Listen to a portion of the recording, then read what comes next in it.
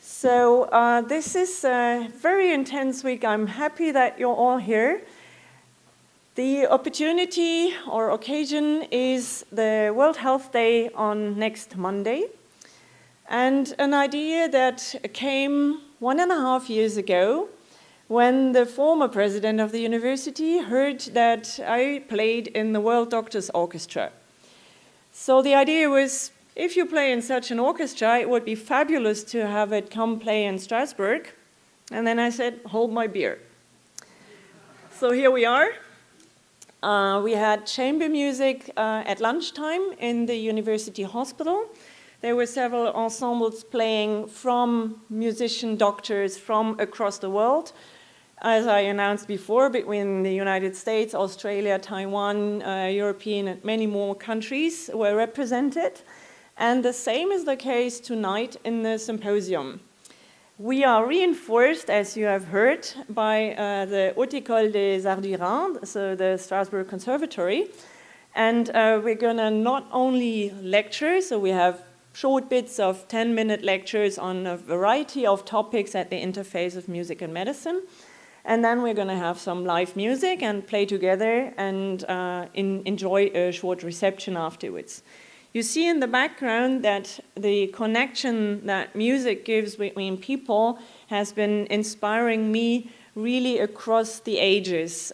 So from childhood on, when I played into European Union Youth Wind Orchestra, playing at the European Commission in Luxembourg, and now playing with World Doctors Orchestra, where we all get together tomorrow, 100 musicians, everyone prepared on their own for 3 months or so, the scores before, and from the first beat of the baton, we are one orchestra across all cultures. The mission is to provide healthcare accessible to everyone worldwide, and this is what is the intersection also with the mission of IRCAD. So I'm very happy that Jacques Marescaux, as the founder of this institute, put the auditorium available for us so we can host the symposium here with a fantastic audiovisual team. They know that this auditorium has its character and there's always one bug happening, so thank you for resolving that.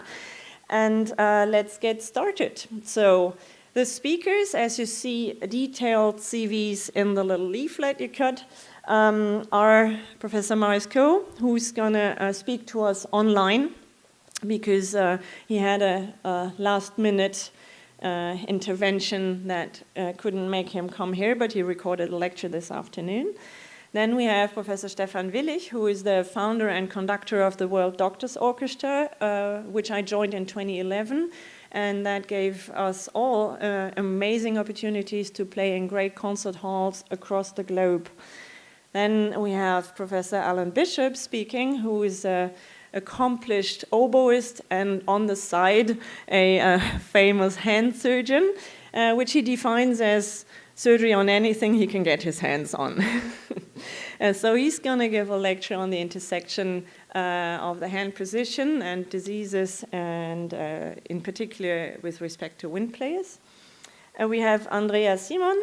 I'm very happy she volunteered from the orchestra. I met her for the first time today, and she's talking about the topic of dentistry related with medicine. Then after that we have Michel Deneken. He's a professor of theology and the one who kick-started this whole event with the idea to bring World Doctors Orchestra to Strasbourg.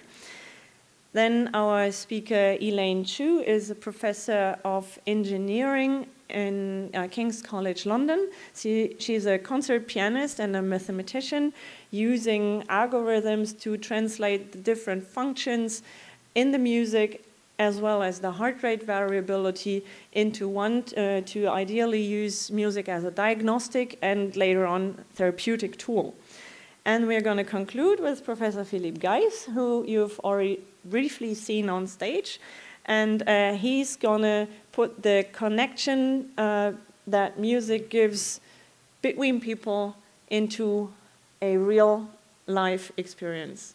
So thank you all for being part of this symposium, and I wish everyone a very inspiring evening.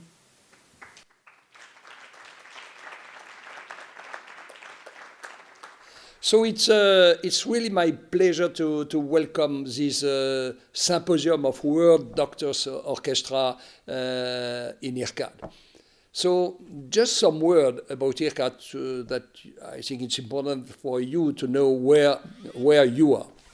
So IRCAD was created a little more than 30 years ago now. How?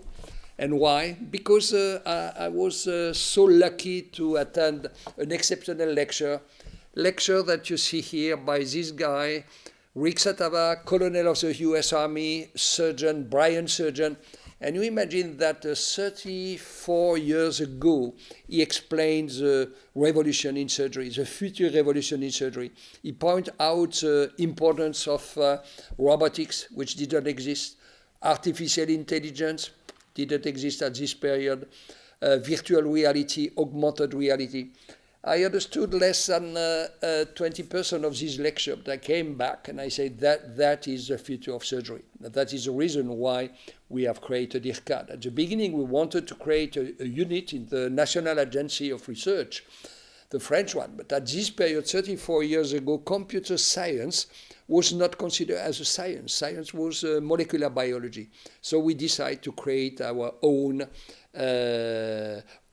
institution, like a non-profit private foundation.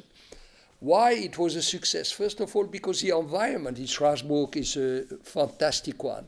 The University of Strasbourg is a little city, but the University of Strasbourg is in the top 100 best university in the world, on more than 32,000 universities in the Shanghai ranking. And that is now IRCAD. We start by one building, a second one, a third one, a fourth one. So today it is more than 15,000 square meters, totally dedicated to one project, is how to democratize minimal invasive surgery by two ways. One is the new technology, especially artificial intelligence, and the second one is education and training. The technology to support the surgeon is what we call augmented surgery. And when you discuss with a surgeon how you can improve your procedure, the first answer is always the same. I want to see more than what my eyes are able to see. So that is hyperspectral, multispectral, ICG, but augmented reality, to see in transparency the organ you are operating on. The second answer is, so the first one, augmented eye, augmented vision. The second one is augmented hand, and that is robotics. And you know, robotics, in 1998, we published the first 100 patients operated with a robot.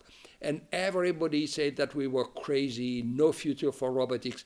Today, you have 175 companies of robotics surgery. So you see, it's a big, big revolution. In the next 20 years, 100% of surgery will be performed with the support of a robot and show the support of an augmented brain, and that is artificial intelligence involved in augmented eye and in augmented hand.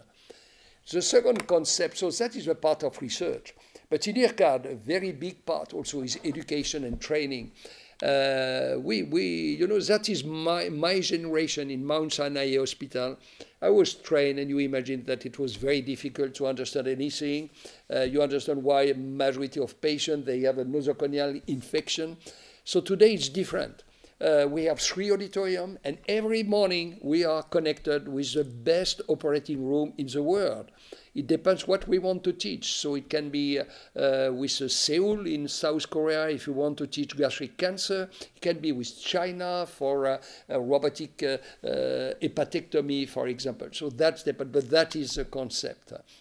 And after that, the trainer, the surgeon go up in our lab, and in our lab we have the latest technology change every year. That is for laparoscopic surgery, but it is also for flexible endoscopy, and that is a partnership with Pentax, and it is also robotics. So robots, we start by 2 robots. Today we have 42 robots in IRCAD, which is totally unique in the world. So we have 26 robots of Da Vinci, that means intuitive surgical, with not only the Da Vinci normal, but also the single port Da Vinci. We have 6.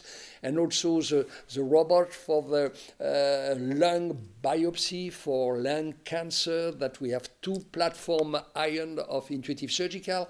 And during the COVID, because we had no courses, we organized another building totally dedicated to robotic surgery with the big auditorium you are today, the Paul Kagame Auditorium, which is really done for 3D, 4K. That means for the best transmission live surgery with a robot. And we have also 2 robots from Cambridge Medical, 10 robots from Medtronic, not only for laparoscopic surgery that you know, but also for neuronavigation and also for spine surgery. And flexible endoscope robots also, there is only one today, which is going to be on the market in United States. It's to operate all the alimentary tract early cancer, that is for esophagus, stomach, rectum, or left colon. And that is a fantastic robot, and you see that you are able by a flexible endoscope to do, for example, a suture. But we have also a lot of other. There's a robot from Switzerland, the distal motion. We have the robot from Japan, which is an Inotori robot from Kawasaki company. We have some Chinese robot arriving, the Micropot robot, the SageBot robot, and certainly more than 20 new robots built in China.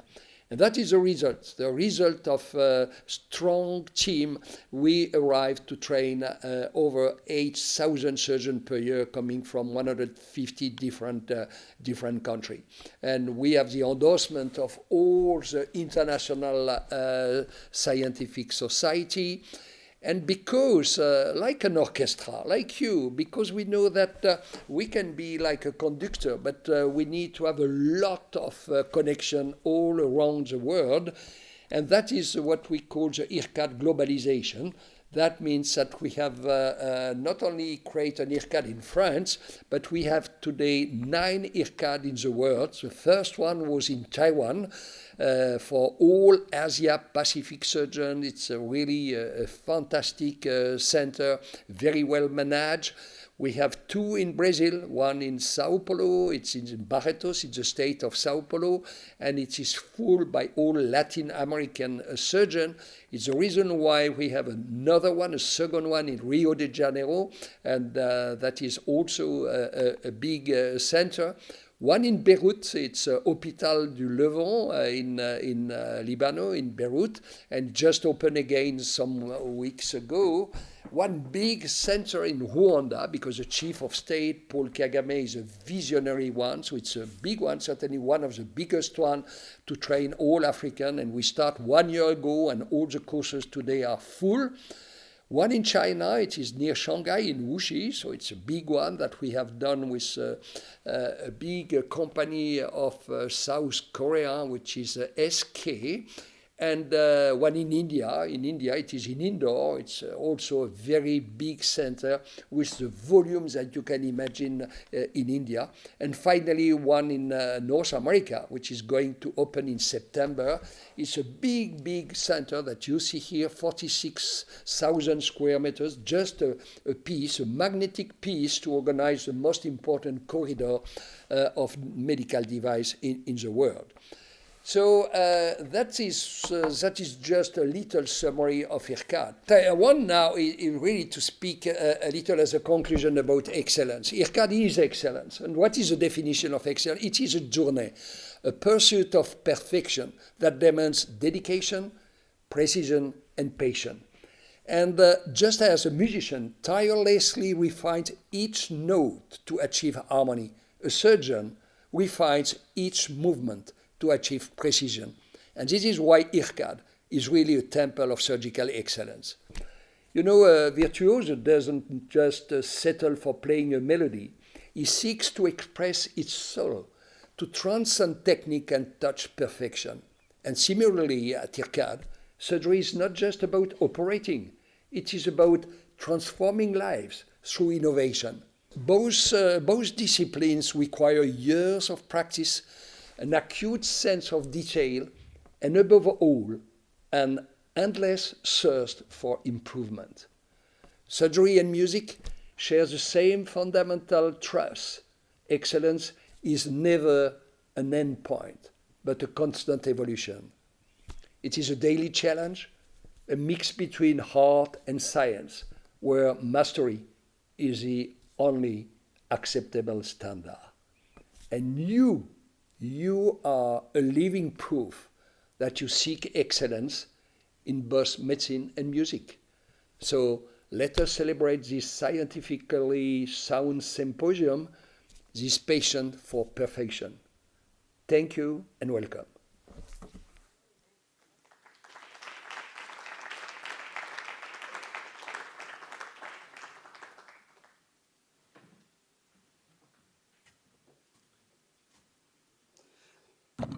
Ladies and gentlemen, dear colleagues, I would like to focus now on the possible health effects of music and try to summarize it within 15 minutes. Now let's start with a little sound example. If you could start this melody.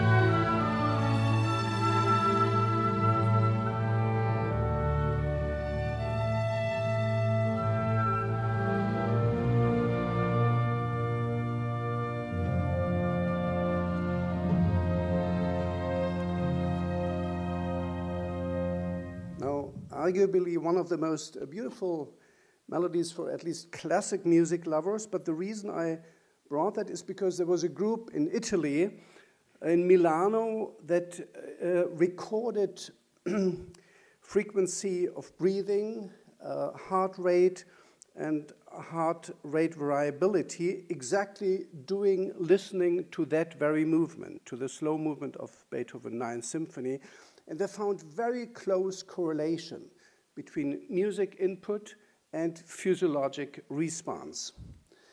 Now, many of you may, of course, know this effect by listening to whatever music you like, whether it's jazz or rock or pop or classical music, that there's immediate effects of music on heart rate, breathing, muscular tonus, even hormonal changes, even organ functions.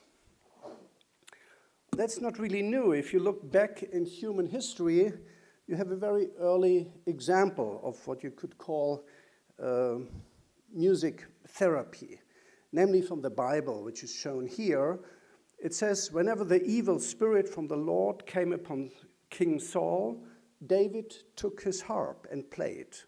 Then Saul was relieved and feeling better, for the evil spirit departed from him. So a very early example of music therapy in what's obviously been depressive bouts of King Saul.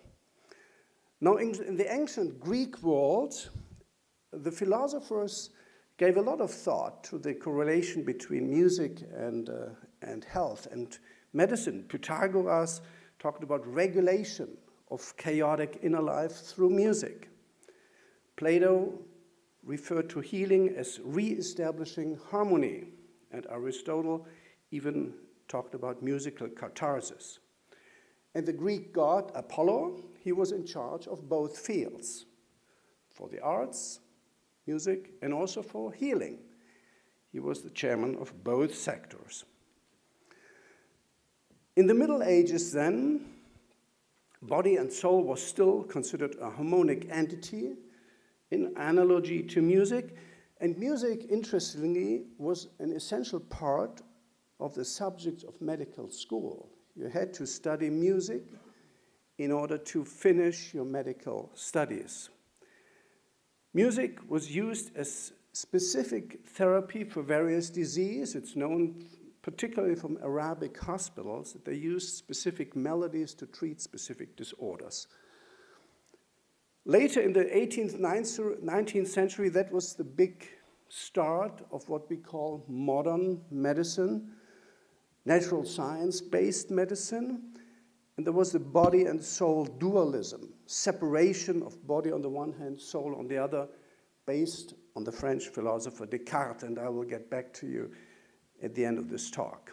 Music therapy lost its importance ever since, except it continued to play a certain role in psychiatrical disorders.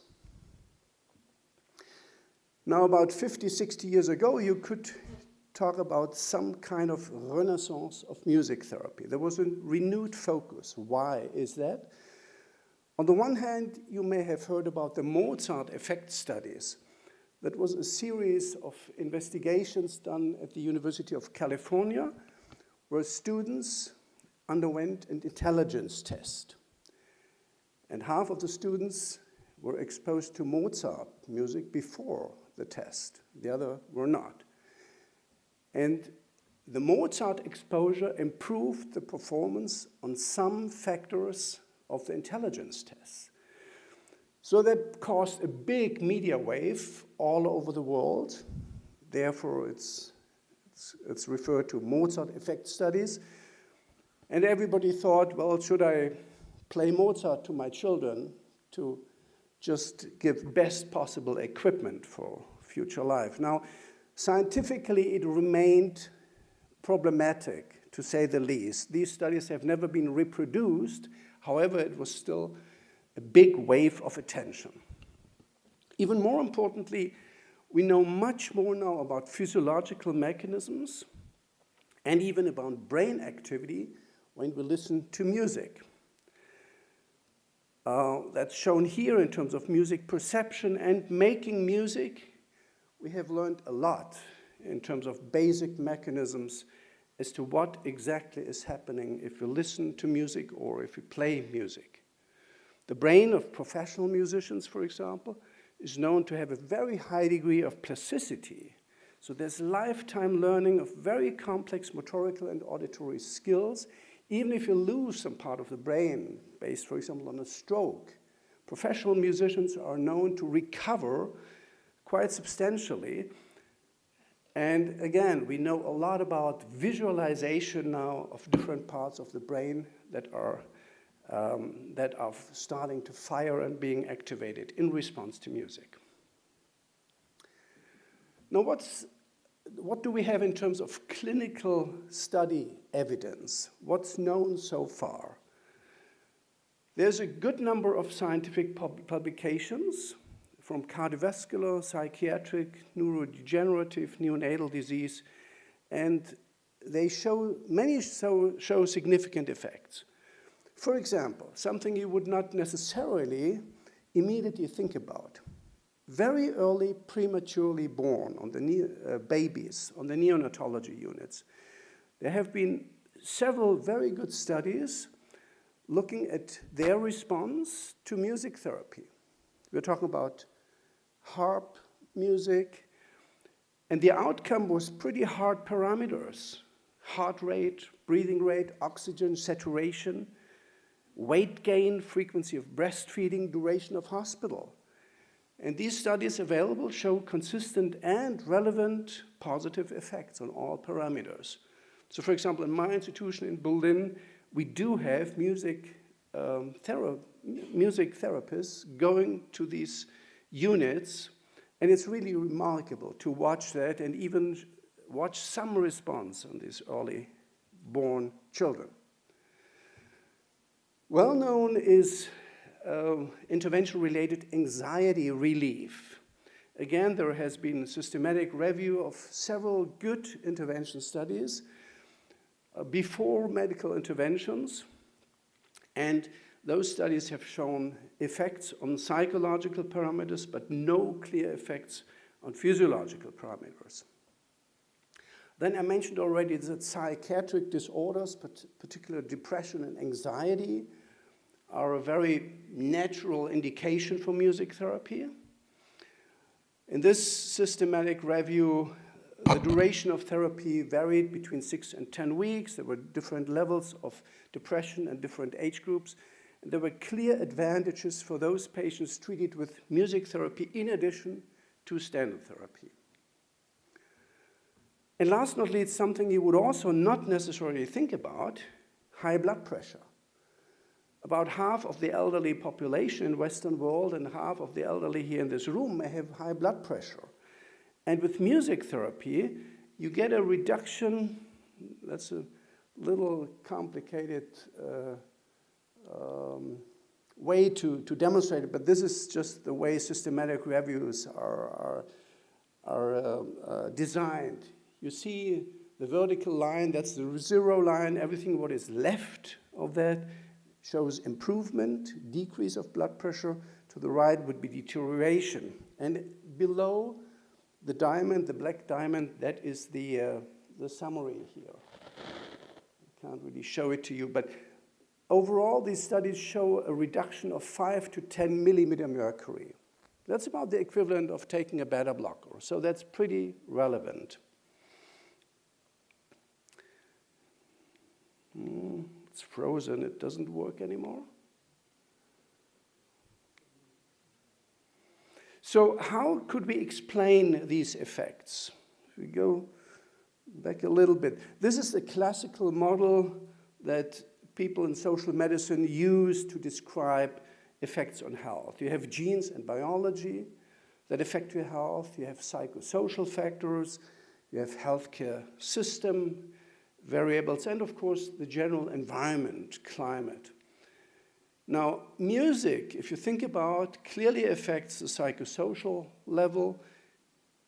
It can be included in the healthcare system in terms of music therapy, and it's also accompanying us in terms of environment, if you think about how closely we are confronted with music in general life.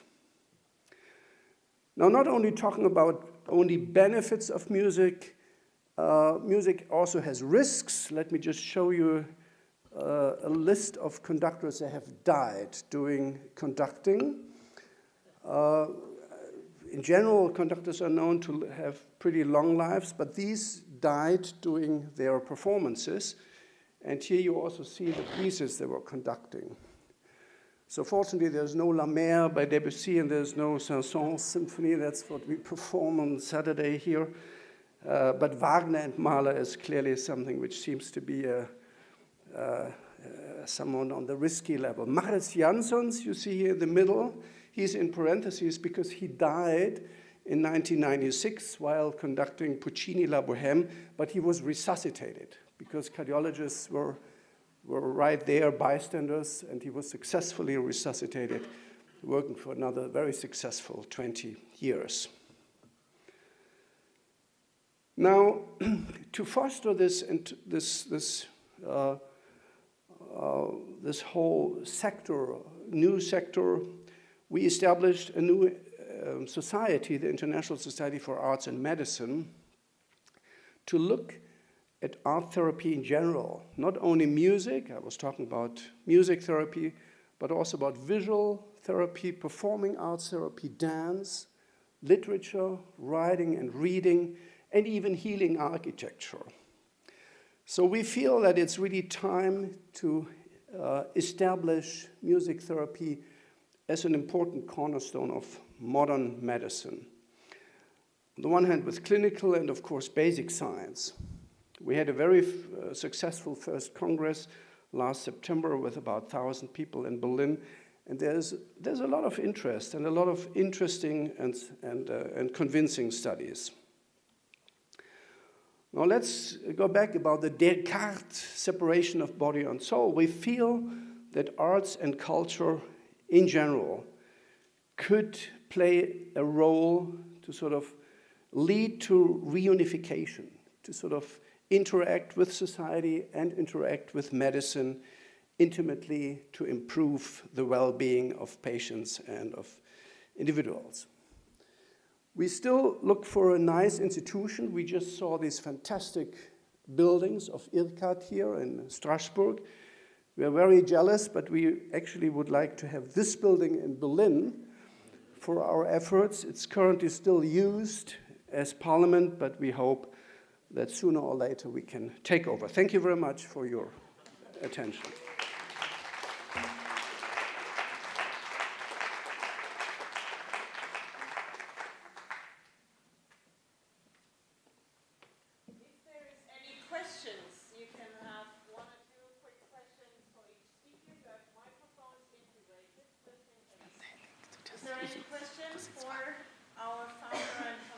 Stefan Willich.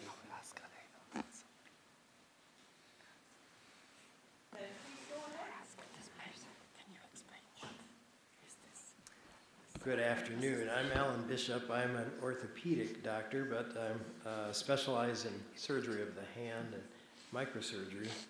I play the oboe, and I had an interest in some of the medical problems that oboe players have, and I thought I would share some of that with you. What is an oboe? We're here in France, and I had to point out that the saxophone is not the only instrument invented by the French. It turns out that Jean Hotteterre, who was a court musician in Louis XIV's court, is credited for inventing the oboe. Up until that point, the shawm was the double reed instrument of choice, and it was more of a weapon, I think, than an instrument. It was played outdoors in military bands. The oboe was invented to allow the sound of the double reed to be played comfortably indoors. And it remains a critical part of most orchestras today. It produces a tone that is more complex in overtones than other treble instruments in the orchestra, the flute and the clarinet. A couple reasons for it, one of which is the double reed. Instead of a single reed on a mouthpiece like a saxophone or a clarinet, the oboe has two blades of cane tied together to create a vibrating mouthpiece. And the instrument's bore is conical. This produces irregularly spaced overtones, unlike a cylindrical bore of, say, the flute. The range of the instrument is less than a clarinet or a flute, but similar, about 3 octaves. One of the issues about the oboe, if you ever watch us playing, is that we may have a red face or look a little bit stressed. Well, we're not really, but it requires pressure to make the double reed vibrate. So you have to take in a lot of air, and you have to support your sound with your diaphragm, as true with any instrument, but it does produce more pressure. There are also some anxiety-related things that I'm going to talk briefly about related to our double reed issue. And then we'll talk about some dystonias and musculoskeletal problems. Well, the oboe is played with a sustained Valsalva maneuver, and those of you who aren't musicians, what I mean is taking a large breath and pushing with your diaphragm, generating pressure to make the reed vibrate. The opening of the oboe reed is small. It's about 4.6 millimeters squared, and so not much air goes through that, you can imagine, but it does take the pressure to keep the reed vibrating. I like to refer to the oboe players as having a high pressure job as a result. The airway pressures in playing the oboe are between 25 and 90 millimeters of mercury, and it's higher than all other instruments. Is it harmful? It can be at times. There are effects of respiratory pressure on organs. For example, in the eye, increased intraocular pressure carries some risk of retinal detachment, and certainly the intraocular pressure and the volume of blood in the retina goes up when you play the oboe. There have been some documentation in oboe players specifically of some partial visual field loss from the cumulative effect of intermittent glaucoma. Maybe more of concern, maybe even for conductors conducting Wagner, is that there's some increased intracranial pressure from that tension. Headaches are well documented in musicians and wind players, and there is some risk of stroke and aneurysm ruptures from the increased pressure in the brain. An unfortunate example is William Bennett, who was a very prominent American oboist, for many years principal of the San Francisco Symphony, and Mr. Bennett collapsed and died on stage in 2013 playing the Richard Strauss's oboe concerto. It proved to be caused by an intracerebral hemorrhage. And there have been similar reports of TIAs and strokes in trumpet, which almost comes close to the oboe in terms of pressure. Well, mental illness. I have to just tell you that this is me in 1974. I was studying at a Goethe Institute in Germany, and I just arrived, and before the course started, I went to the Deutsches Museum in Munich, and I was standing in front of, I took this picture actually in 1974. It's a case of historic oboes, and two people were standing there talking to each other, and one of them said, you know, oboe players are all crazy because of all that pressure from playing. Well, my German wasn't good enough to contradict them, but in point of fact, there is no evidence that pressure causes oboe players to become crazy. But the reed, nevertheless, may be responsible for some of that because oboe players are typically viewed as somewhat neurotic or compulsive. We're anxious, and the reason is these reeds are really difficult for us. The one quote that's below here says, you didn't, in a discussion board on medical issues, a respondent said, you didn't discuss how crazy we go over reeds, fear of failure, humiliation, nerves that can eat us alive. Well, the reason is that oboe reeds are handmade, usually by the players themselves, and it takes hours to complete. It takes years to learn how to make them. They're small, they're fragile. Even a change in the weather can make your reed unplayable. And they last about 6 hours if you're lucky. And even the ones you make may not work at all, even from the beginning. So we're anxious. And on your left there, you see a picture of two music stands. The very calm, peaceful flutist has their flute sitting right there. And the oboe player is surrounded by knives and swabs and reed cases. And that's a picture of me that one of my colleagues took before a WDO concert in Barcelona. I actually had my surgical loops out trying to work on my reed before a concert. So in point of fact, this Venn diagram kind of says it all. So it's the intersection of making music, needing a sharp knife, and being crazy equals oboe player. You can just remember that. But more scientifically, task-specific dystonias are problems for many musicians, not simply oboists, but this gentleman, Alex Klein, a Brazilian, very celebrated oboist who had a long career with the Chicago Symphony, began to lose control of his left hand. And it became painful and cramps, and eventually he had to resign from the Chicago Symphony. Interestingly, task-specific dystonias only affect the hand involved. They don't affect any other, and only when playing the instrument. He could play even an English horn, a large oboe, and have no trouble, but he couldn't play the oboe. The reason is, as Stefan's illustration of the brain says, that musical performance is a complex neurologic task. We don't have to think about which muscles to move, what notes we're looking at, which ear is receiving the sound, what pressure am I feeling on my fingers, but our brain is doing all of those things for us. And by repetition and years of repetitious practice, our brains develop fixed neural pathways that allow us to play without thinking about all of those things that we had to think of in the very beginning. And unfortunately, a dystonia is a rewiring of that process, sometimes described as brain ruts, where all of a sudden those pathways don't work the way they're supposed to, and you can't control it. It's not that you're depressed or have a psychiatric illness, but it just is a problem. And in Alex Klein's case, his left middle finger extended without control and his ring finger flexed without control, and he couldn't determine without looking at his hand what position his hand was in, so he just simply couldn't play.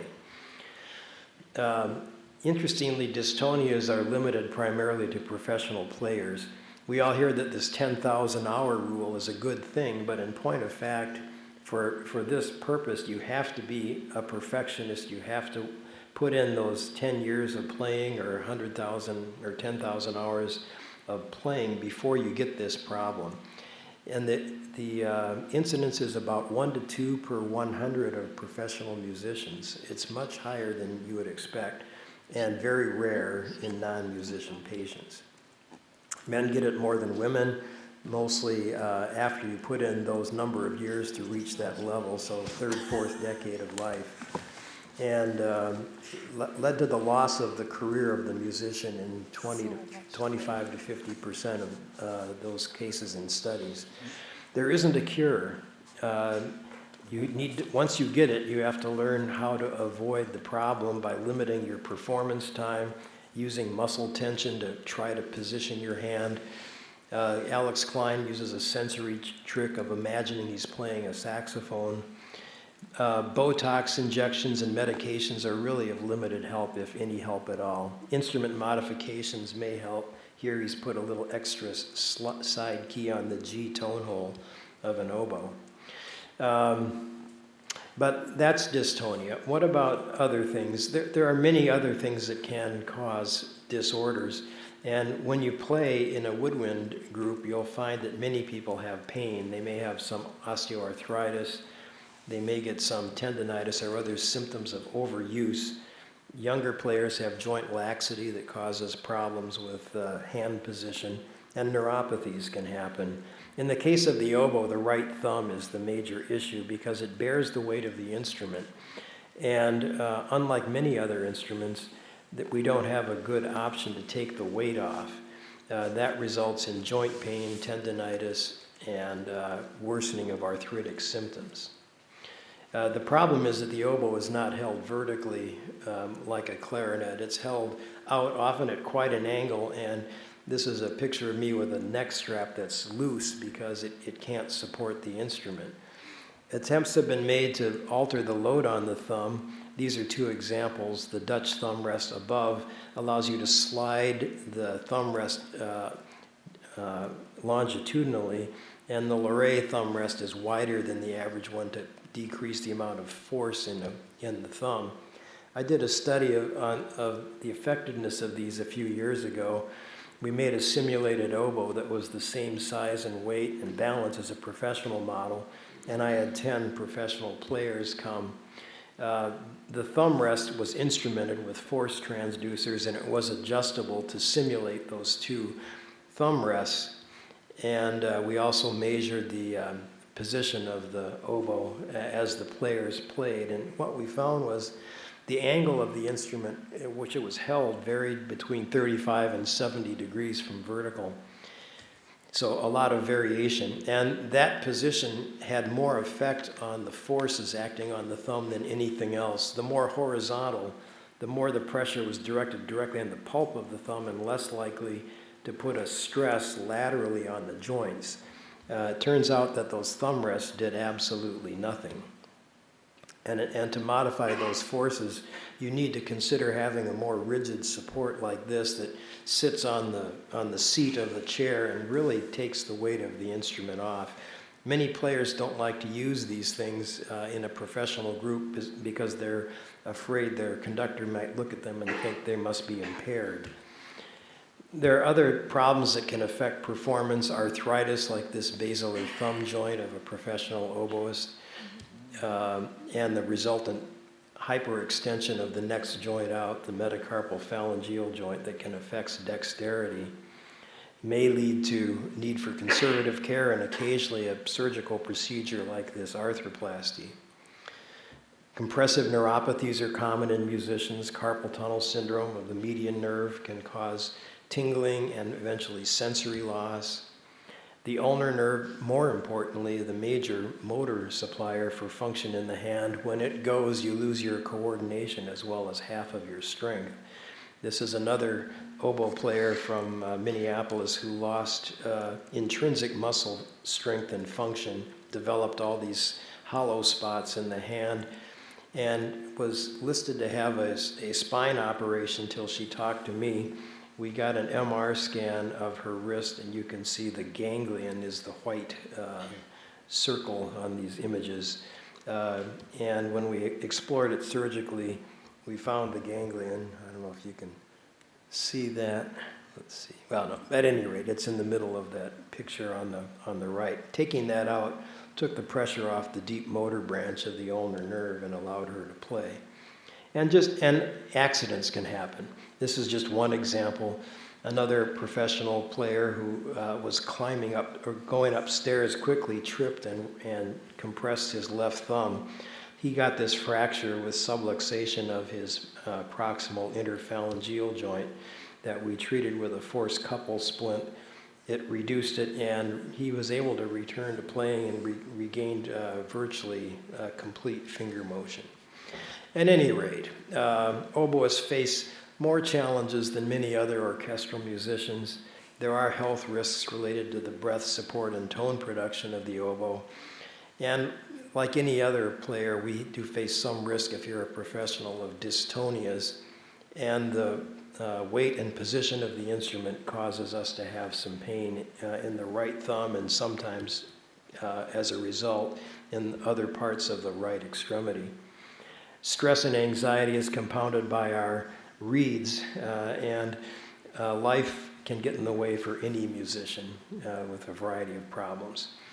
All things considered, though, I hope I haven't scared you too much. The joy of playing the oboe far outweighs the risks involved. Please encourage your children to study the oboe. Thank you.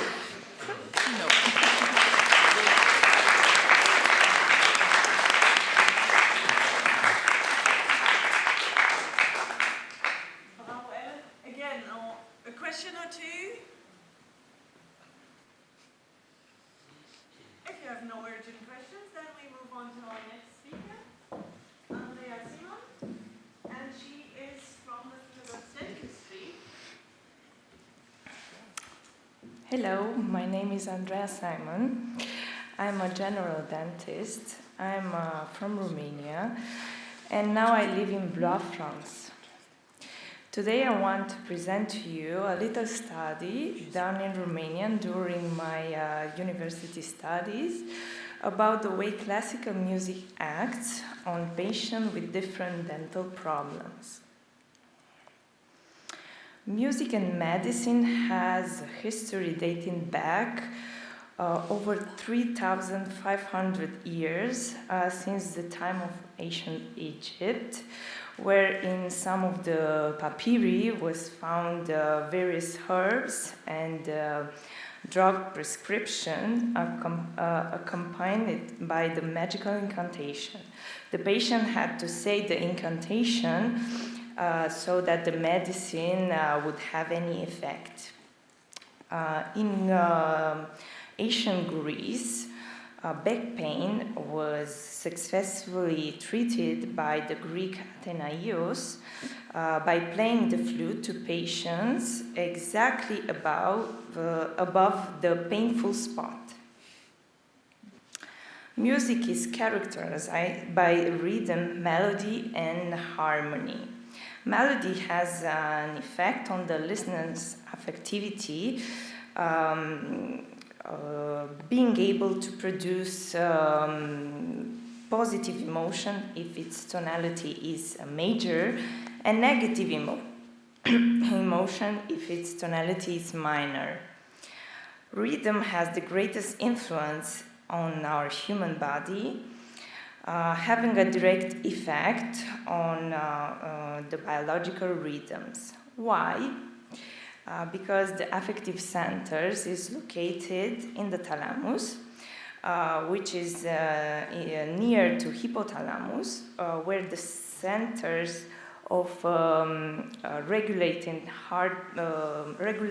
the vital functions are located, such as heartbeat, breathing, automatic movements, etc.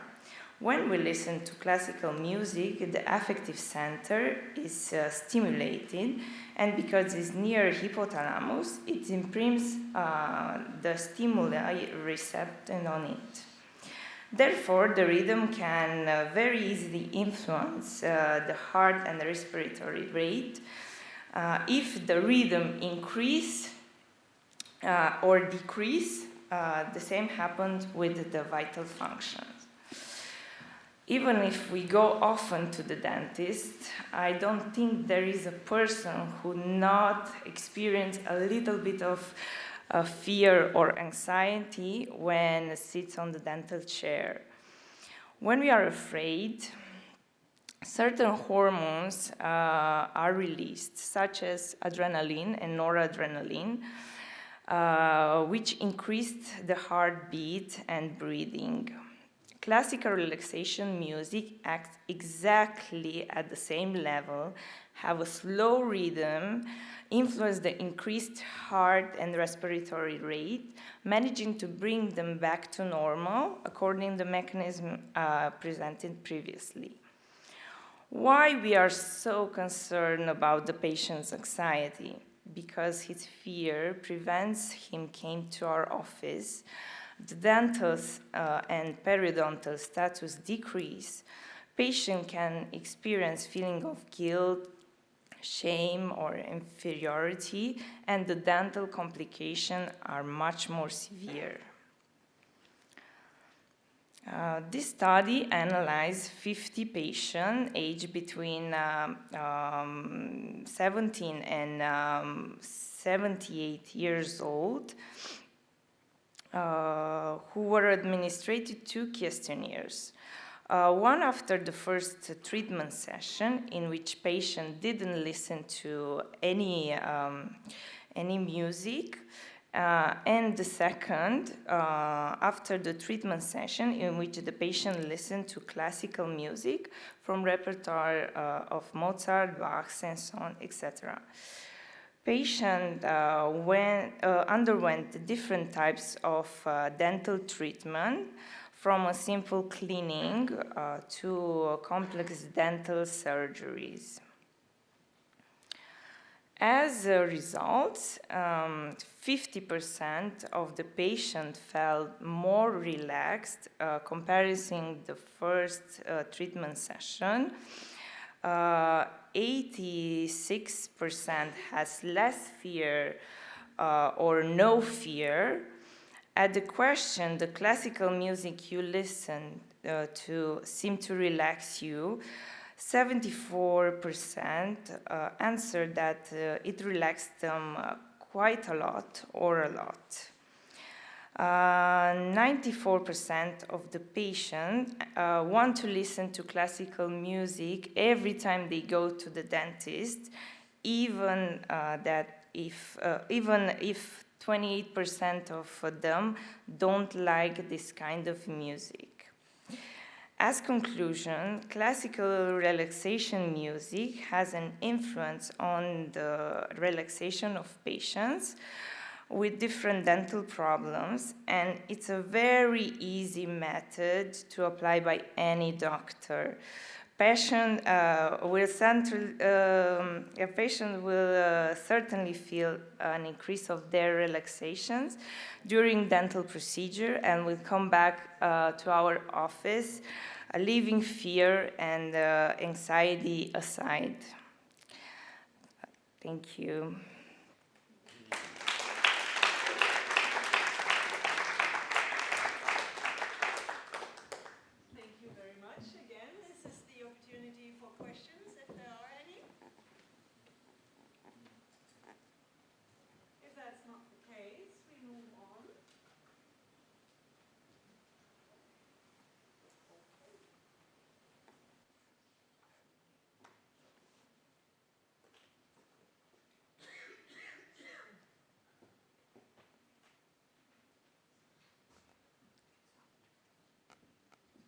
Okay, I'm very happy to welcome you in IRCAD. I welcome you in a house which is not my house, but it's a great pleasure.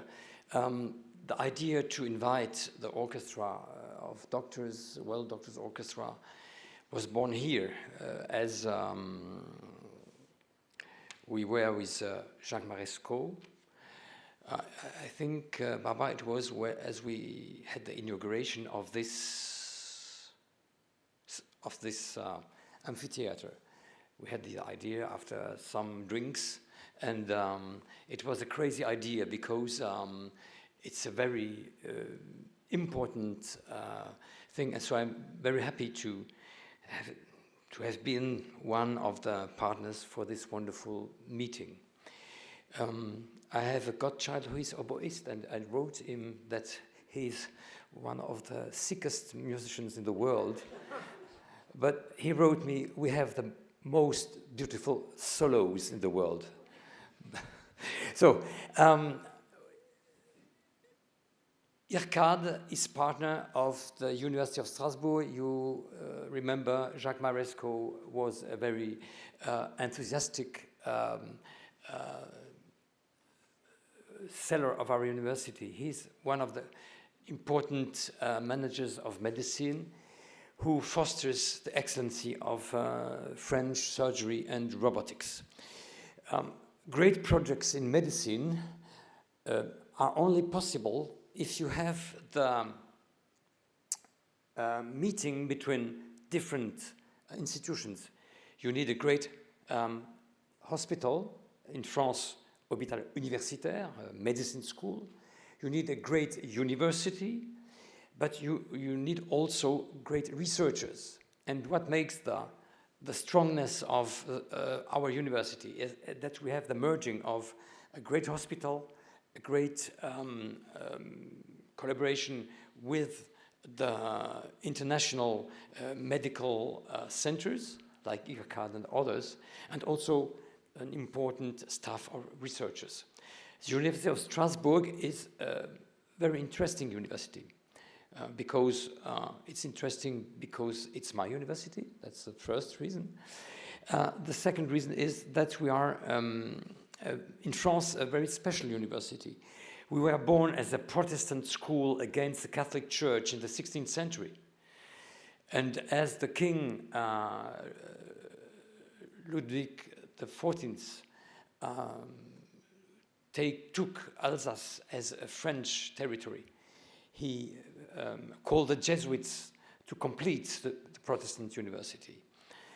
After that, we became German in the 19th century, after the war, 1870 to 1918, we were German. That was the period where this university became the great university we are. As an Alsatian, I have to tackle with my German roots and with my French roots.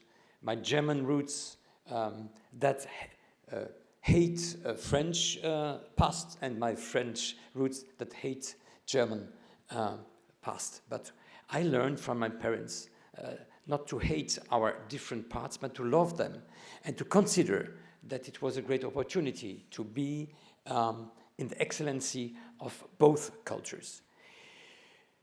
Strasbourg became a great university because the emperor, the Kaiser, Wilhelm II, wanted Strasbourg to be a strong place facing to France, to show to France that he is able to give to Strasbourg, a poor French city, the excellence of a great university. And that was his purpose.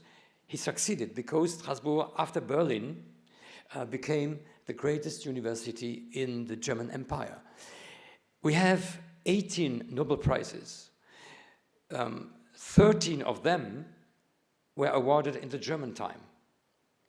And 3 of them are now still teaching and learning in Strasbourg. You can meet them. We were a great place of chemistry. Our 3 Nobel Prizes are in chemistry. We have 1 in medicine. But since 10 years, Strasbourg is rising up as a great medicine university, because we have the meeting between the robotics, the research in biology, and a great hospital. And robotics is one of our great schemes, because we have one of the most important laboratories in robotics and electronics with 600 researchers. This is important. The other point is this university is a very interdisciplinary university. That means, okay, we have a lot of disciplines, but they are not one near the other. They have to work together. And we are structuring our research in 15 interdisciplinary institutes. That means no researcher nowadays can be only in his laboratory with his only research field. He has to be open.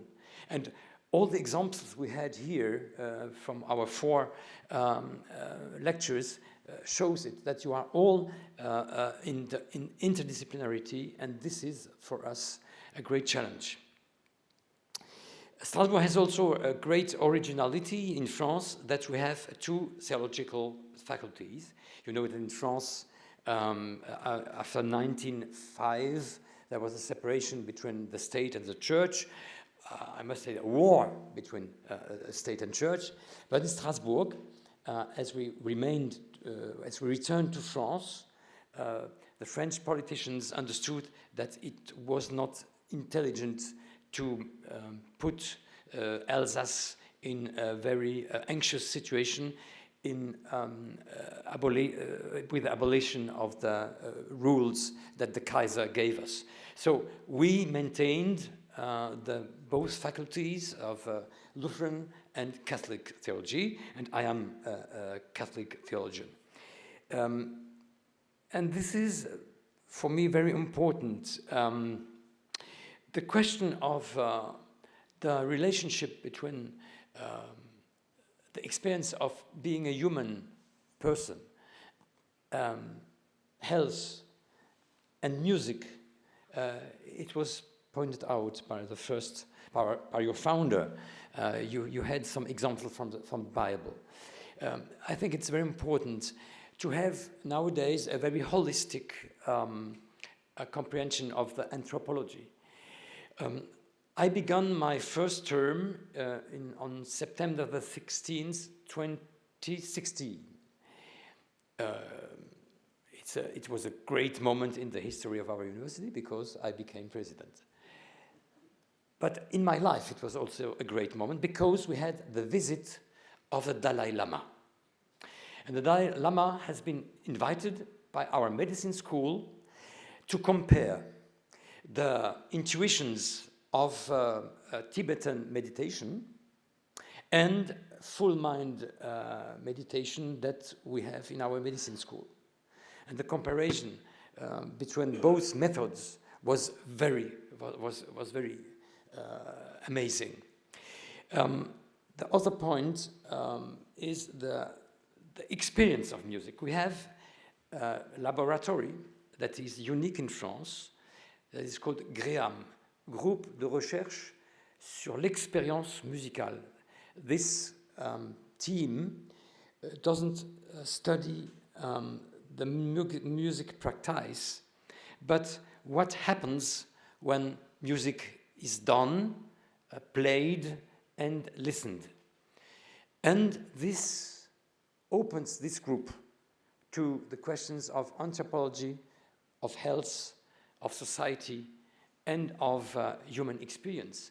And this is what I heard from you. The music is somewhere an experience that gives us an idea what can be beyond the words. I'm involved in a project for autist children. Music and contact with animals are great, hopeful schemes to help them to open their mind to the environment. So I'm very happy to be with you during these days. Very happy also that so many of us as doctors are committed in this incredible institution, your World Doctors Orchestra. Nietzsche said, das Leben ohne Musik ist nur ein Irrtum. Life without music is only a mistake. And I'm sure, as a theologian, that Augustine was the first Christian theologian in the 4th century who decided that music is not from the devil. And some religions nowadays continue to say, if you sing or if you play music, it's from the devil. Augustine said, music is a gift of God because before the words came to God's creation, he sung the creation. And Augustine said to his fellows, if you sing, you pray twice. And I think this is the experience. When we have music without words, we can reach one another in a kind of communion beyond the words, beyond our cultures, beyond our affective ableness to translate what we feel. And I'm sure that what you pointed out will be great themes for research in the next years. In the monasteries, the Song of Psalms is important. Monks are unable to say the psalms. Even if they sing very badly, they sing, they don't read or speak, because it is something of our humanity before we were born, the music of the origins. So thank you very much to be here, to give to Strasbourg to be the place to be where we have music, when we have this wonderful commitment. The great Lutheran theologian Karl Barth said that the angels in the heaven are the official musicians. When a soul comes to the heaven, the day we will die dead, you will be probably welcomed by this angel's choir, and this angel choir has to be here to sing Bach, to welcome you with Bach music. And Bach said, but when the angels have recreation in their lazy time, they play Mozart. Thank you.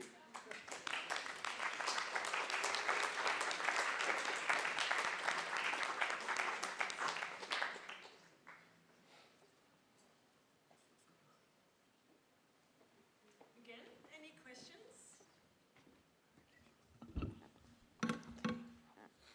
In that case, we stand up for our next speaker.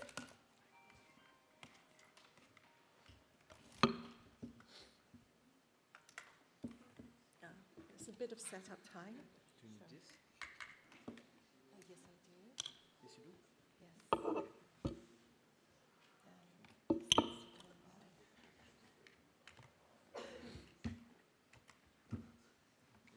Yes. And I need to check.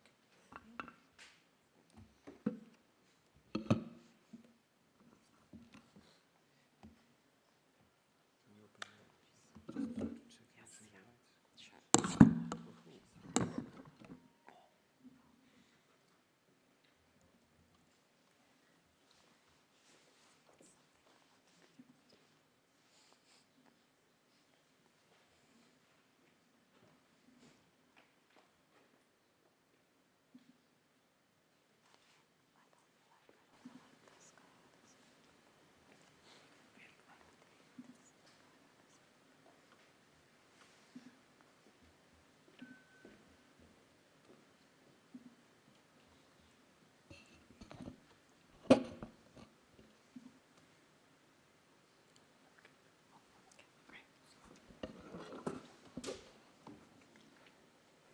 Hello, everyone. My name's Elaine Chew. I'm a professor of engineering at King's College London, and where I'm part of two different departments, the Department of Engineering in the Faculty of Natural, Mathematical and Engineering Sciences, as well as the School of Biomedical Engineering and Imaging Sciences in the Faculty of Life Sciences and Medicine. And it's my pleasure today to share with you some of my experiences as well as research with my team on what I call music-heart theranostics. So basically, I'm going to talk about how music can be a valuable tool in precision cardiovascular therapeutics and diagnostics. It sounds very formal, but it's a lot more fun than that. Okay, so I'm a pianist by training. So I started playing piano at age 6 and haven't stopped since, so it's been a number of years. And however, I wasn't just a pianist, I was also a mathematician. I come from a family of mathematicians and I always thought I would be one myself. And so when I discovered I could combine the two, music and mathematics, I just leapt at the chance and have been doing that ever since. So this is my doctoral work in the mathematical modeling of tonality, and it's a geometric model of tonality that allows us to, in real time, track what is happening in a piece of music. Here we see the chords and the keys being detected as the music is being played. So the key shows up as the little rhomboid thing at the ends of the letters, and the current chord is the triangle that lights up, and the trajectories are the multi-scale tracking of tonal context as it is unfolding. So this is my background, and I was very lucky to be able to start my career doing this, because that was the time when music information research was becoming a field of its own. And this is the field where that is designing the technology behind the algorithms behind technologies such as Spotify, Apple Music, Shazam. And so if you ever use these apps, you know that underlying that are mathematical models of the music that allows the algorithms to actually recommend pieces of music for you. So how did I get into music and heart, and the heart? And I got into it because one of the first things I did was I started making music from arrhythmias. And here's an example of an arrhythmia that's been turned into music.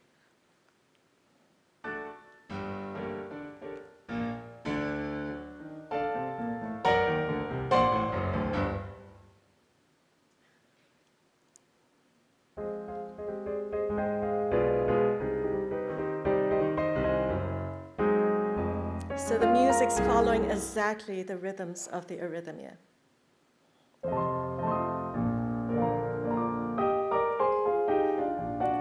These are existing pieces of music. Some of you might recognize them. So I started making these kinds of music because since I was a child, I had an arrhythmia.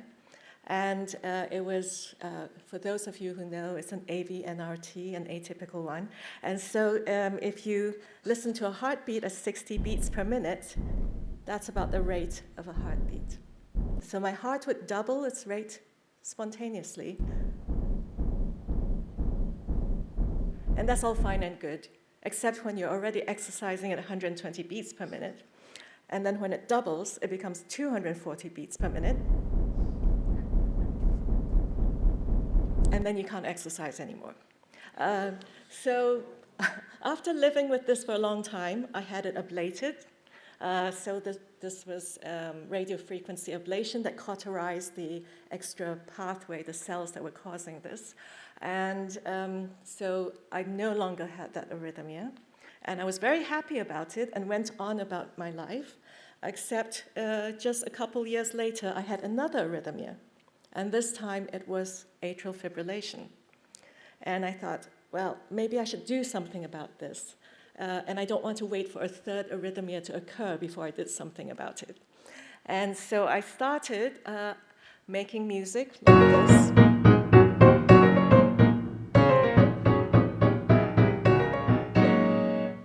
Here's another one.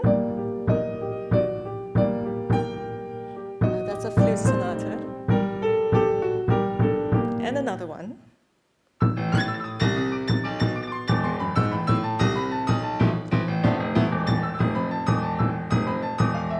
So the heart is very musical, even when it's beating abnormally.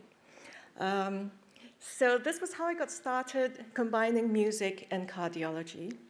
But it turned out that the cardiologists were more interested in treating people than making music. And so we started turning the research towards looking at music for diagnostics and therapeutics. And so this is where we get to music, heart, theranostics. So first I'm going to give some examples with music engagements. So first with active music engagement, which is when we are playing. So you'll be engaged in quite a bit of music playing in the next days. So let's take a look at what happens when you're playing music. And since we are in Strasbourg, it's worth showing this example. This is a piece by Pierre Boulez that he wrote and cobbled together on the occasion of one of the Nobel Prize winners of Strasbourg. His good friend, Jean-Marie Laine, on the occasion of his Nobel Prize, that was a celebration here, Pierre Boulez gifted this piece to him. The piece is very short. It's only 30 seconds long.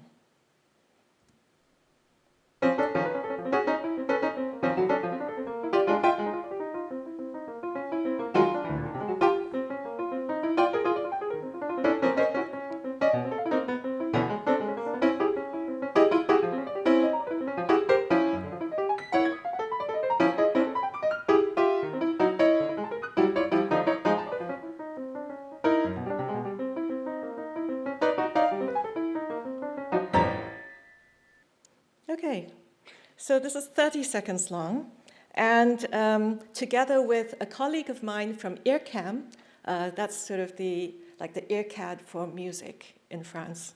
So IRCAM in Paris, they build a lot of music technologies. So this is with Gérard Assayag. I was playing with Gérard's system. So this is human and machine co-creation. So it's music and AI. And you will hear me playing with Gérard's system, where he's integrated bits of music from other musicians. So this is how it began. I took the Boulez piece, I elaborated on it, and turned it into a 10-minute long improvisation with the machine.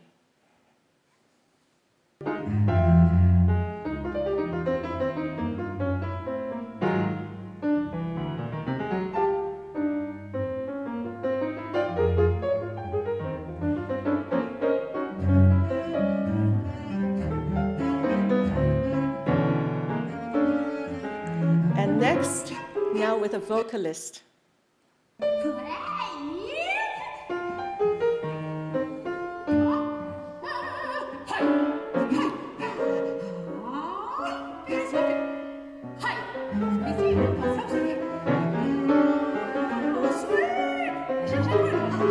And finally, with a clarinetist.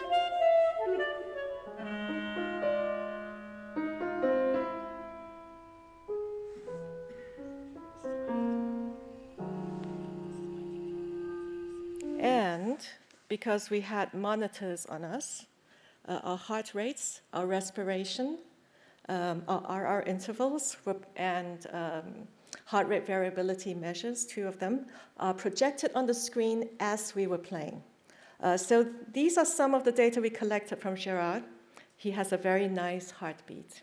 You see the RR intervals are quite level. There's a bit of variability, but it stays quite level. These are my arrhythmic heartbeats. It was not a good day for ectopics.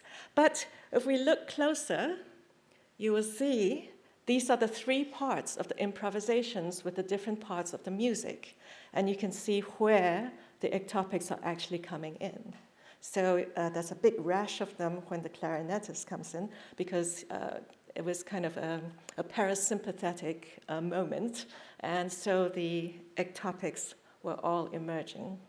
Okay, so music gives us a beautiful timeline by which to track what's happening in the body, but also it elicits these different responses by what it generates in us.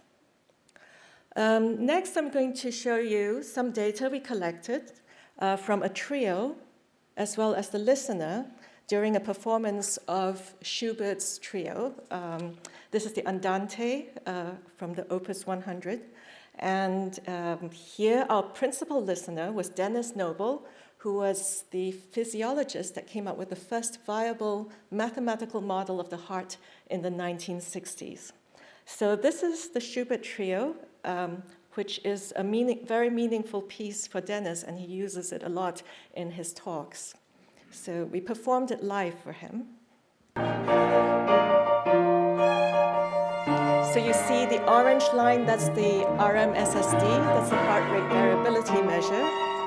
The purple one is the LF-HF ratio. You see the piano part appearing as it is being played, because that's a disc clavier piano. And here we have all three players. The ECG is projected, as well as the respiration.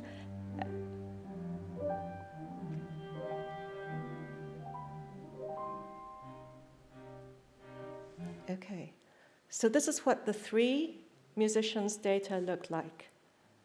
And so one of the things that we have done with my team here is try to predict what the RR intervals will be based on the musicians' decisions, their interpretations of the piece of music. So you see here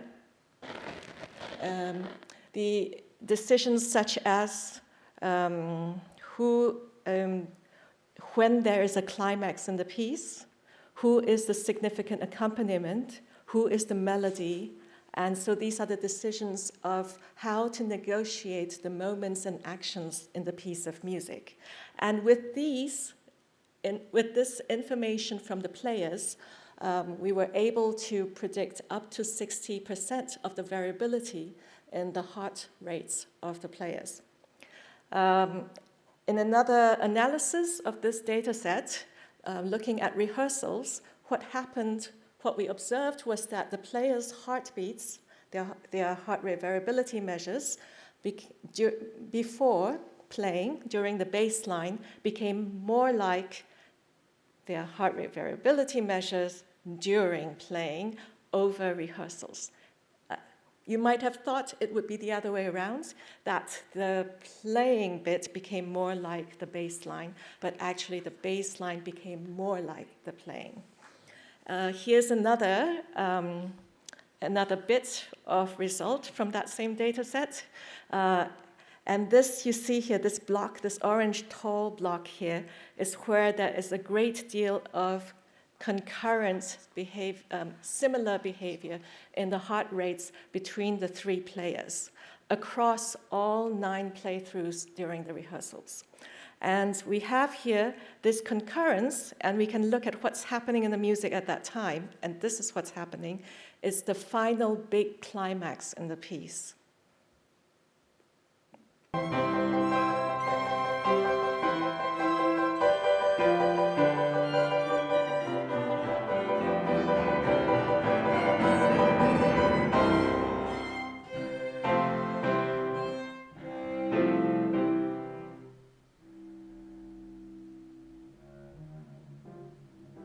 Okay, and then we wind down to the end here.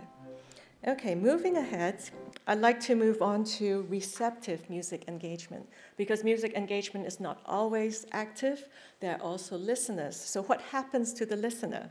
So let's go back to our principal listener, Denis Noble. So these are his respiration data. RMSSD. You see the audio signal, the concurrent audio signal projected onto the same plane. And we have, I'm going to excerpt out a part of this interaction between Dennis's breathing and the music.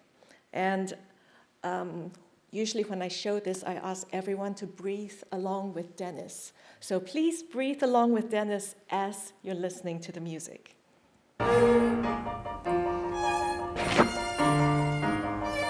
In, out, in, out. Even bigger breath. Out, in, out. Hold your breath.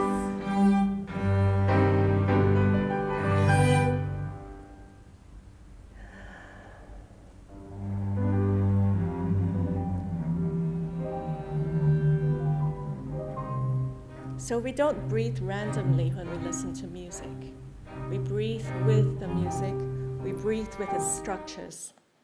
And some examples of structures are things like phrase boundaries, phrase arcs and phrase boundaries.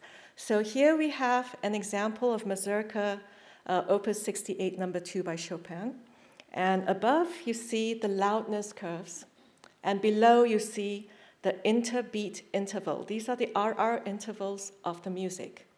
And so we see the boundaries where everyone agrees, well, that's the end of a phrase. And there's sort of great variability in between. And we have devised algorithms to extract what the likely boundaries are when you're given a curve that's the loudness or the tempo. And this is work by Corentin Guichaoua, who happens to live here in Strasbourg, and Paul Lescabet. So this was work that was done when I was at IRCAM. And this is work that allows boundaries of phrases to be extracted probabilistically. So we have a probabilistic distribution of where the boundaries are likely to be. And before I go on to the next result, I have to tell you about the experiment that we did. So I know we have lots of robotic surgery tools around us here at IRCAD, but we're working with a robotic piano.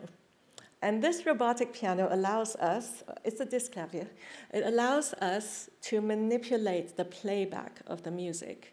So we can design the playback of the music, tweak one parameter and not others, and change the stimuli that people listen to. And it's not just that we're well, the reason we're using a piano is because, I mean, of course people can listen to music through their headphones, but live music is a lot more powerful than just listening through the headphones. However, live music is different every time. So we need to be able to control what people are listening to. And so here's the original piece of music, here's a loud version, here's one that has been shrunk to be really fast, and here's a loud and fast one. And comparing the boundaries of the music and the boundaries of the physiological signals, we're able to infer that people are actually breathing or their heart rates are syncing with certain structures in the music. And last two results that I'll quickly talk about are that this is results that just came out last week. It just got published. That music actually, well, maybe that's not surprising to this group here, raises the heart rate and raises blood pressure in general. There's, of course, music that lowers blood pressure and music that lowers the heart rate. But for all the music that we've been playing people, in general, it raises heart rate and raises blood pressure. And not only that, it raises the blood pressure variability. And people with hypertension have lower abilities to flex that variability, both in their blood pressure as well as in other variables, other cardiovascular variables. And finally, because people who are hypertensive and people who are normotensive are different in the ways they respond to music, we can use their response to categorize people and diagnose whether they have hypertension. So this is the next result shown here. Finally, if you're interested in learning more, there's websites, but we have a little surprise for you, so hang on a little bit. I have enlisted our organizer, Barbara, to come and join me in a demonstration of what you just saw. So give us 2 minutes to just finish putting on our respiration belts, and then we're going to play music, and you're going to see our signals projected up there. There might be a lot of ectopics, maybe not. So you'll have a field day trying to diagnose us. Okay.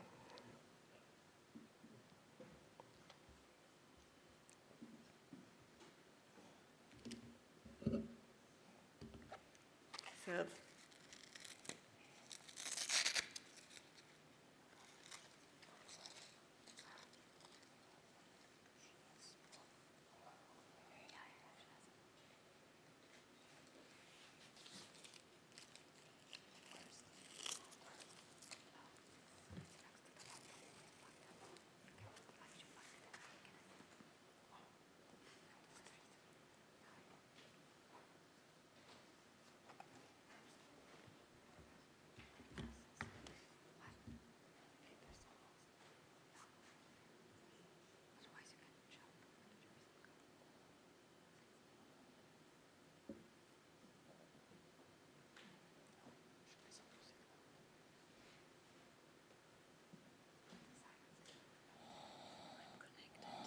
you're connected?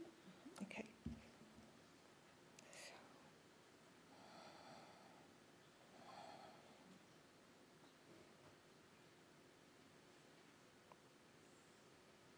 Have you switched that on?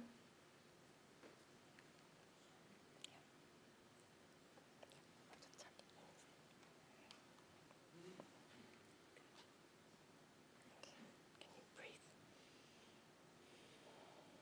Oh, it's a little too loose.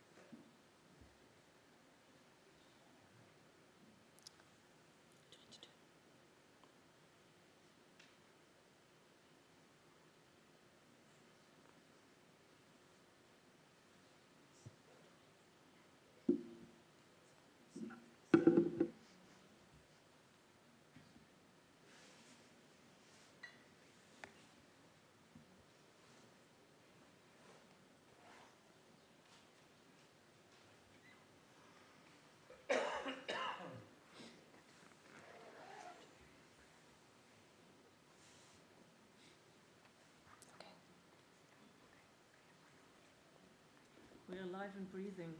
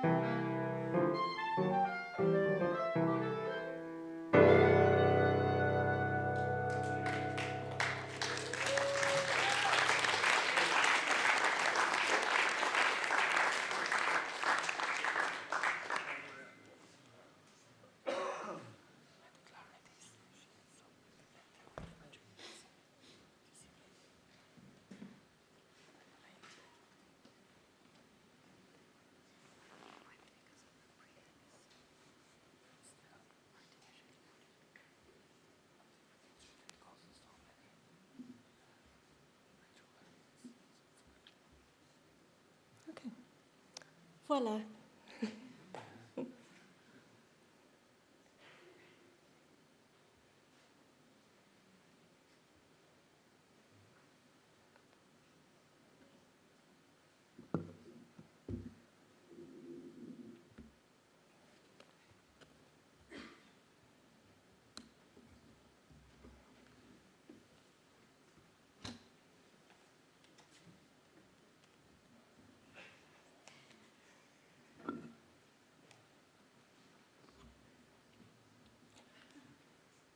I should mention here just briefly, I've come here with 4 members of my team.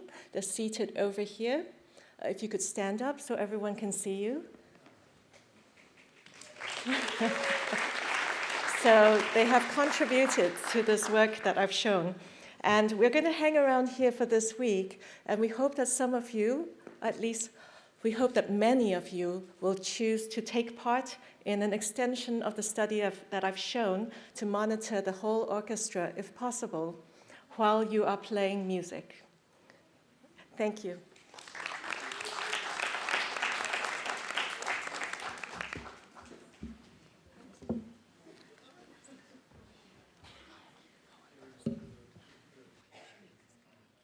Okay, then that was really, really great, and I'm very happy for my students to have this opportunity to learn so many things.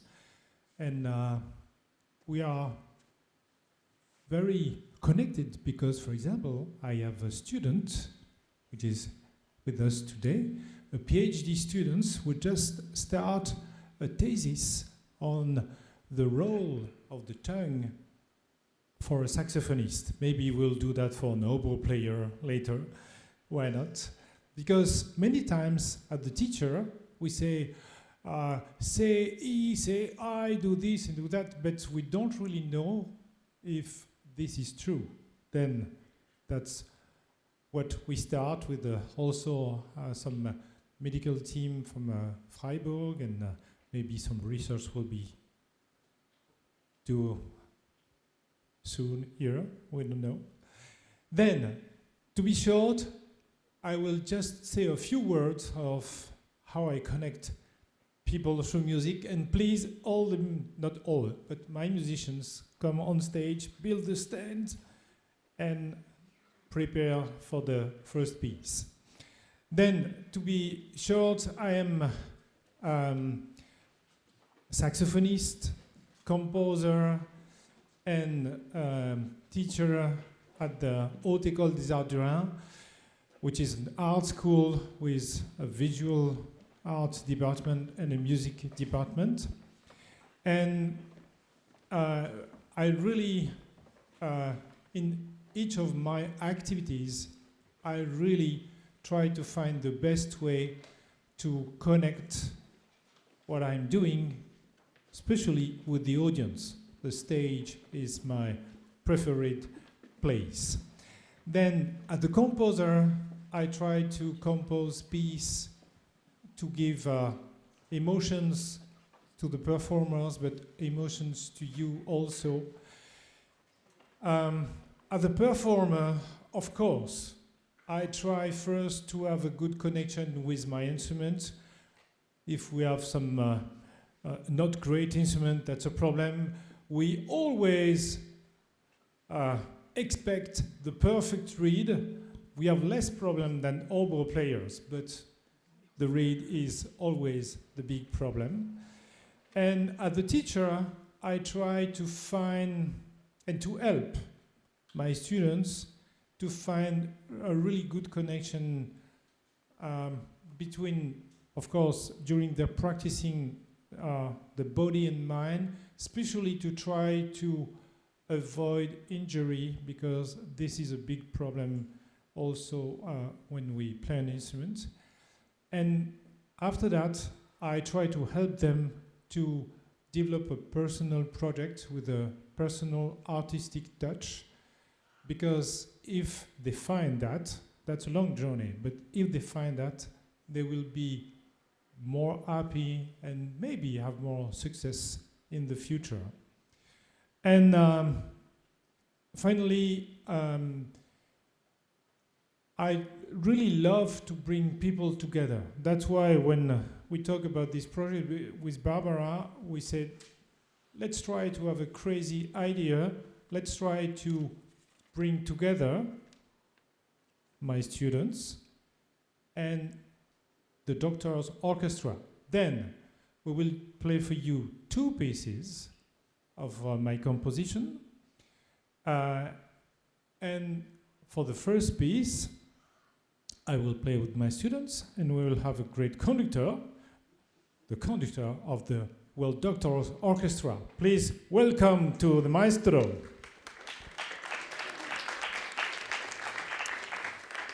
Just 1 minute for my instrument.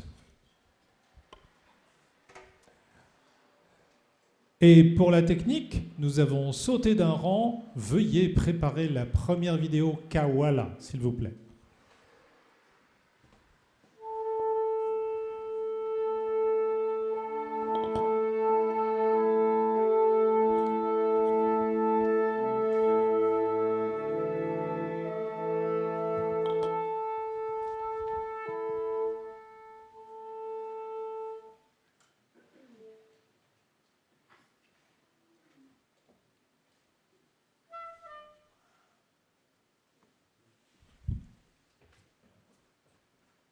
Okay pour la technique? Yes? Okay, just a short introduction of this piece.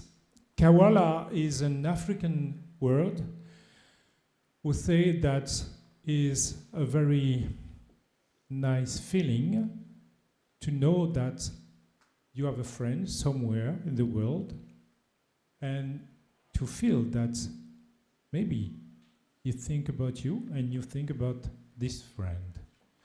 Then that will be Kawala. La technique, yes, no, maybe, 1 minute. And this is the sopranino, the smaller of the family. And we have here the baritone. Great. We are waiting for the video because we switch too fast. I will check my read.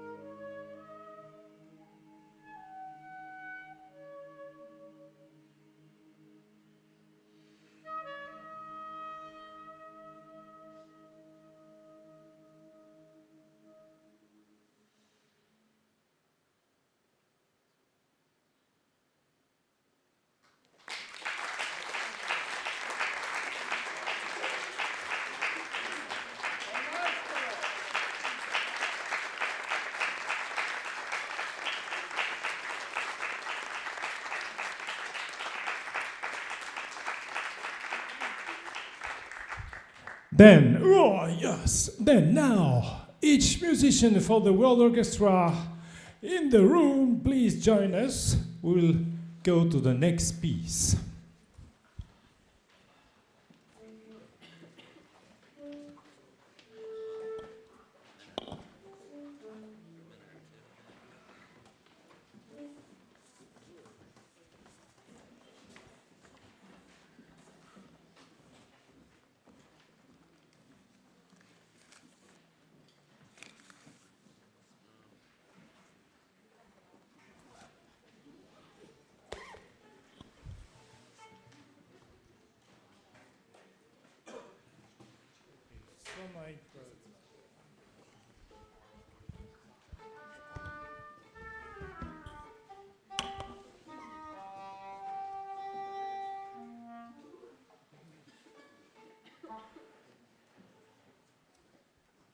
Then, about connecting people, I love to compose some easy piece just to bring people together.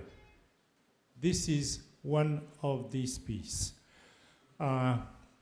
This is more an arrangement than a composition. This is based on two primitive Brazilian songs who are talking about birds. Then hold together and you will be in the orchestra. We are going to imitate the jungle with the birds and so on. And I really, really want to welcome all the members of the orchestra. Please give a first applause.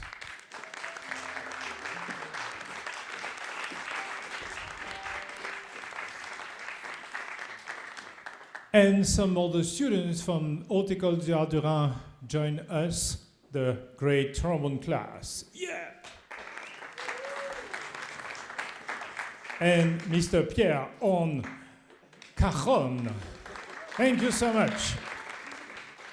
Okay, are you ready? Oh, tuning.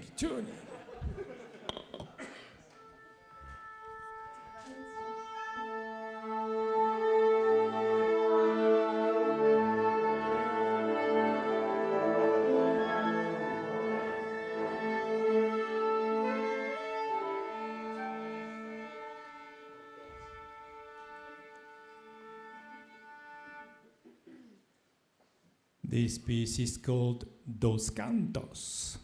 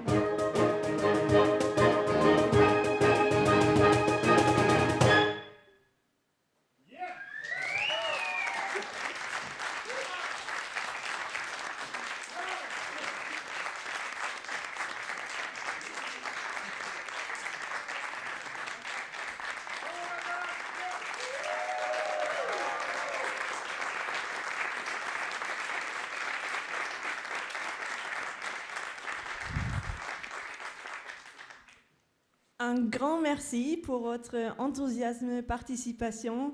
Ça montre que ça vaut la peine. Et je ne vais pas beaucoup plus parler parce qu'il y a le crémant qui nous attend et il va falloir se dépêcher pour sortir à l'heure. Bonne soirée.